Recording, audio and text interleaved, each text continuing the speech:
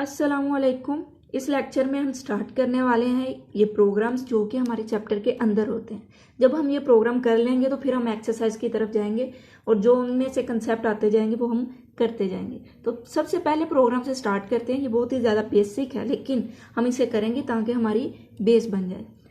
तो यहाँ पे लिखा है write a program that display Pakistan for 5 time using while loop. सबसे पहले आपने एक स्टेटमेंट देखनी होती है कि उसमें रिक्वायरमेंट क्या है। तो इस स्टेटमेंट में देखिए कि उसने कहा कि आपने वाइल लूप यूज करना है और आपने पाकिस्तान डिस्प्ले करवाना है। सबसे पहले हमें पता चल गया हमने लूप यूज करना और ये भी पता चल गया कि कौन सा लूप करना है। तो आप चलते हैं इसके सिंटैक्स की तरफ और फिर हम इसे करेंगे। यहाँ पे जो लिखा है इसको आपने इग्नोर करना है क्योंकि अब आप ऐसे नहीं लिखते, ऐसे लिखेंगे तो आपको एरर आएगा। तो सबसे पहले आपने हैश इंक्लूड iOS स्ट्रीम लिखना है क्योंकि ये एक प्री प्रोसेसर डायरेक्टिव होता है जो कि हेडर फाइल को इंक्लूड करता है। iOS स्ट्रीम की बात करें तो आपने अगर सी आउट या सी इन का इस्तेमाल करना हो प्रोग्राम में तो ये वाली हेडर फाइल आपने लाजमी से इंक्लूड करनी है। उसके बाद using name space std int main के बाद अब जो स्टेटमेंट में लिखा है वो आपने लिखना है।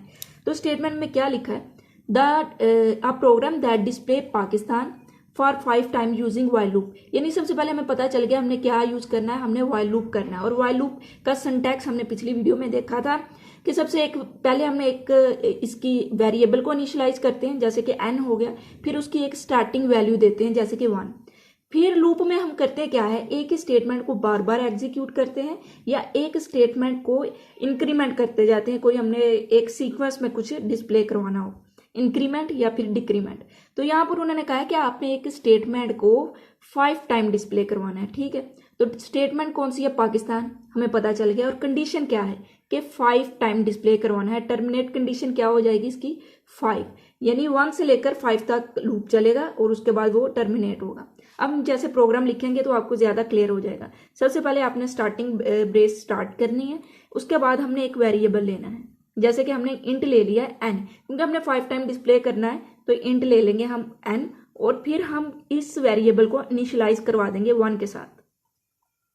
ठीक हो गया। जैसे ही n में अब क्या आ गया है, n एक वेरिएबल है और उसमें क्या आ गया, 1 आ गया। जैसे ही n को इनिशियलाइज हो जाएगा 1 तो हम यहाँ पर एक कंडीशन लगा देंगे, while लिखेंगे और हम कहेंगे जब तक n लेस देन है या बराबर आ जाता है 5 तक, क्योंकि 1 से लेकर 5 तक जाएगा लूप 5 मरतबा तभी चलेगा। तो हम कहेंगे कि लेस देन या बराबर आ जाता है 5 के, तो आप शो करवा दें सी आउट पाकिस्तान।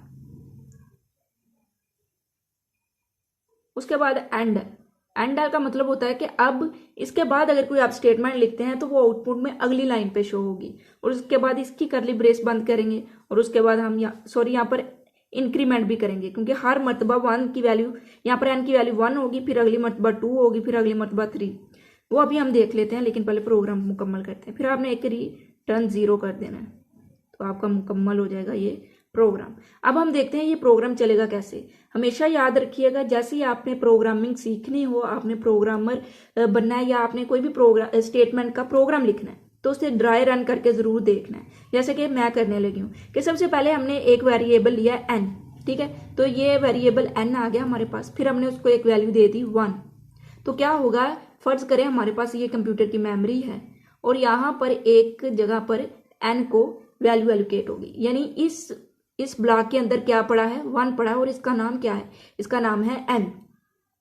उसके बाद हमने कंडीशन लगा दी कि जब तक n 5 से बड़ा नहीं हो जाता, यानी जब तक वो लेस देन है ना n से, या n के 5 से बराबर भी आ जाता है n, तब तक कंडीशन चलती रहे। लेकिन जैसे ही n 6 हो कंडीशन खत्म, उसके बाद इसके अंदर नहीं जाना, यानी इस ब्रेसिस के अंदर कब जाएंगे, जब ये ट्रू होगी।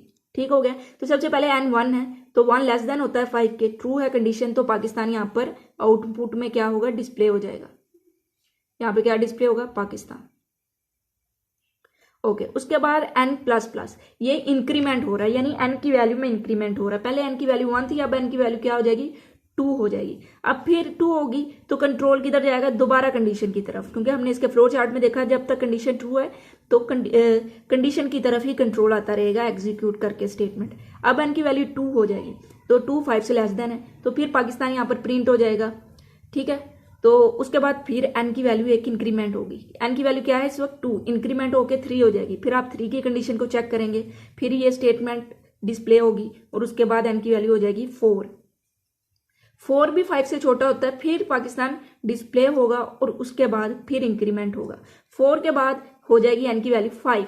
अब 5 से लेस देन तो नहीं है लेकिन इज इक्वल टू है, इसका मतलब ये या ये इनमें से कोई एक भी कंडीशन ट्रू हो रही है तो ट्रू है, तो फिर पाकिस्तान डिस्प्ले होगा। इस तरह 5 टाइम पाकिस्तान डिस्प्ले हो जाएगा और जैसे ही इंक्रीमेंट होगा फिर से तो n की वैल्यू हो जाएगी 6। जैसे ही 6 होगी तो अब ये स्टेटमेंट एग्जीक्यूट नहीं होगी। अब कंट्रोल इस स्टेटमेंट को एग्जीक्यूट नहीं करेगा बल्कि इधर से बाहर निकल जाएगा और प्रोग्राम आपका मुकम्मल हो जाएगा।